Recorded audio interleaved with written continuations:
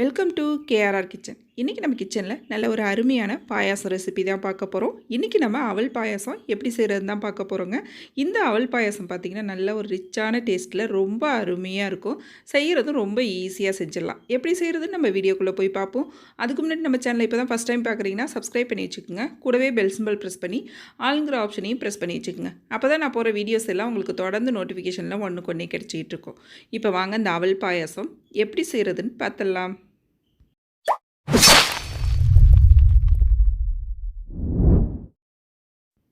இந்த அவல் பாயசம் பார்த்திங்கன்னா நம்ம இன்றைக்கி பால்லே தான் வேக வச்சு செய்ய போகிறோம். தண்ணிலாம் எதுவும் சேர்க்க போகிறதில்ல. அதுக்கு ஒரு 1/2 லிட்டர் பால் காய வச்சுருக்கேன். இது காஞ்சிகிட்டு இருக்கட்டும்.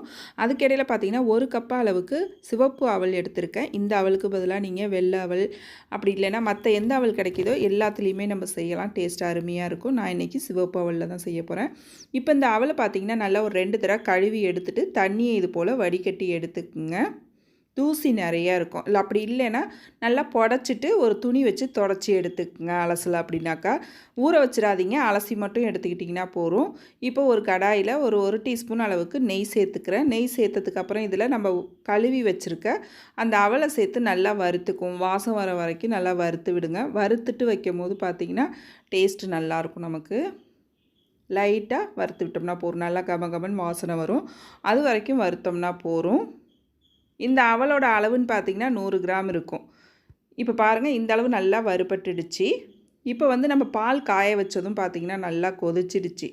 அதில் இந்த அவலை சேர்த்து நம்ம வேக வச்சு எடுத்துக்கணும். பால் நல்லா திக்கான பாலாக எடுத்துக்கிட்டிங்கன்னா உங்களுக்கு டேஸ்ட்டு நல்லா எடுத்து கொடுக்கும்.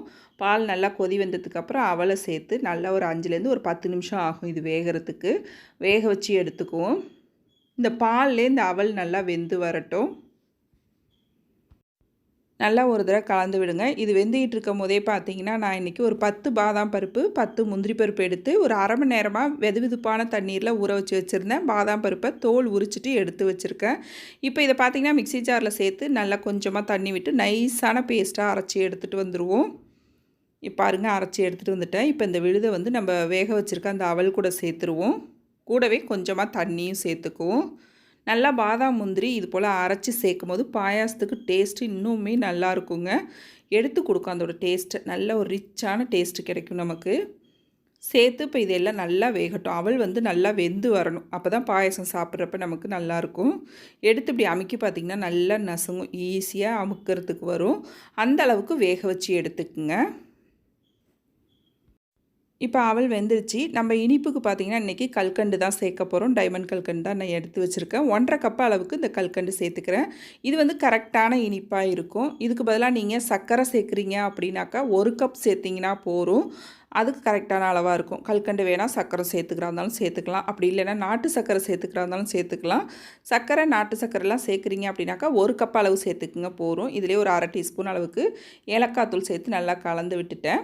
அது நல்லா கொதிச்சிட்ருக்கு. அதுக்கிடையில் பார்த்திங்கன்னா 1 டீஸ்பூன் அளவுக்கு நெய் கடாயில் விட்டு ஒரு 2-3 தேங்காய் சில் இது போல் பொடுசாக கட் பண்ணி வச்சுருக்கேன். அதை சேர்த்து நல்லா பொன்னிறமாக மாறுற வரைக்கும் வதக்கி எடுத்துக்குவோம்.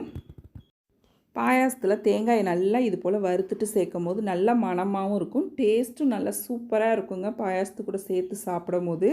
இப்போ வறுத்த தேங்காயை நம்ம பாயாசத்து கூட சேர்த்துருவோம். நல்லா ஒரு தடவை கலந்து விட்டுருங்க. பாயாசம் பாருங்கள் கொதித்து நல்லா திக்காகி வந்திருக்கு. இது ஆறுனதுக்கப்புறம் இன்னும் கொஞ்சம் நல்லா திக்காகி வரும். பால் நல்லா இதில் வேகிறதுனால சுண்டி டேஸ்ட்டு ரொம்ப அருமையாக இருக்கும். இதில் நம்ம பாதாம் முந்திரிலாம் அரைச்சி சேர்த்துருக்கிறதுனால பார்த்திங்கன்னா டேஸ்ட் இன்னுமே சூப்பராக இருக்குங்க. மிஸ் பண்ணாமல் இந்த பாயாசத்தை ட்ரை பண்ணி பாருங்கள். ரொம்ப அருமையாக இருக்கும். ட்ரை பண்ணி பார்த்துட்டு எப்படி இருக்குன்னு எனக்கு கமெண்ட் பண்ணுங்கள். என்னோட இந்த ரெசிபி பிடிச்சிருந்ததுன்னா லைக் பண்ணுங்கள், ஷேர் பண்ணுங்கள். மறக்காமல் நம்ம கேஆர்ஆர் கிச்சனை சப்ஸ்கிரைப் பண்ணி வச்சுக்கோங்க. இதே போல் பார்த்திங்கன்னா நிறைய பாயாசம் ரெசிபி போட்டிருக்கேன். பிரசாதம் அப்படிங்கிற ப்ளேலிஸ்ட்டில் இருக்கும். தேவைப்படுறவங்க செக் பண்ணிக்கோங்க.